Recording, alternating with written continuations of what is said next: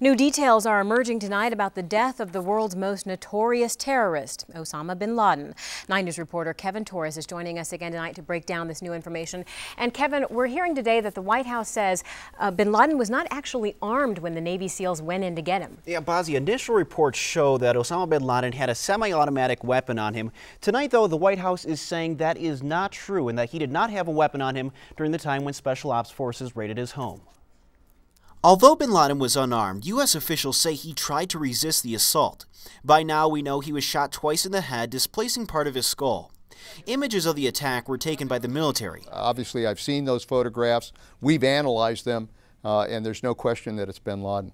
Tonight, the White House is still considering whether they should be released. A spokesperson said the photos are gruesome. We got bin Laden, and I think we have to reveal to the rest of the world the fact that we were able to get him and kill him. Another detail emerging tonight says bin Laden did not use one of his wives as a shield. Instead, U.S. officials say she tried charging a soldier before she was shot in the leg.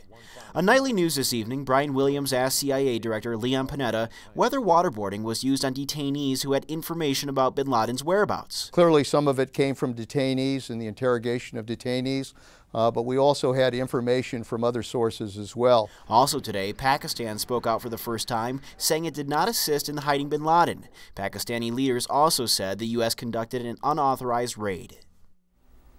Now on to some numbers released tonight. First, a poll conducted by the Washington Post and the Pew Research Center shows President Obama gained a 9% boost in his approval rating after Sunday night's speech. Of course, there are some polls showing he didn't see a boost at all. A more detailed poll provided to us by our partners at USA Today shows how Americans feel about the entire situation. Now keep in mind, the folks who took this poll were able to select a few answers. So when it comes to getting credit for bin Laden's death, 98% say the U.S. military should get it. 88% say the CIA, 71% give props to President Obama, while only 52% say former President George W. Bush.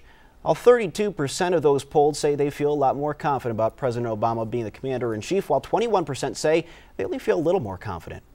As for the mission itself in Afghanistan and whether our soldiers should come home, 45% believe the mission is complete, but a slightly larger 52% say the war in Afghanistan is not over. And Bazzi, that is certainly the big question. A lot of folks are still wondering whether we'll see a large number of troops coming home anytime soon. It'll be interesting to see in the months ahead, now that bin Laden has been caught, whether public support really keeps up for this war. Yeah, absolutely. And you mentioned Pakistan, and Pakistani leaders were upset about this unauthorized raid, they called it, but there actually was some type of agreement that the U.S. had with Pakistan. You know, this is so interesting, and a lot of the networks are taking a closer look at this, and the fact of the matter is simple, that both President Obama and the President of Pakistan had one thing in mind, and that was to take out Osama bin Laden at whatever point.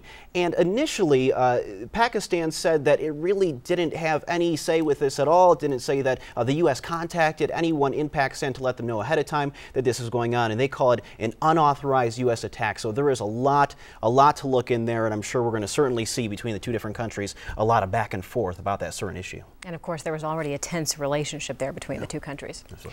Kevin Torres, thank you. Sure. Still ahead on 9 News at 9.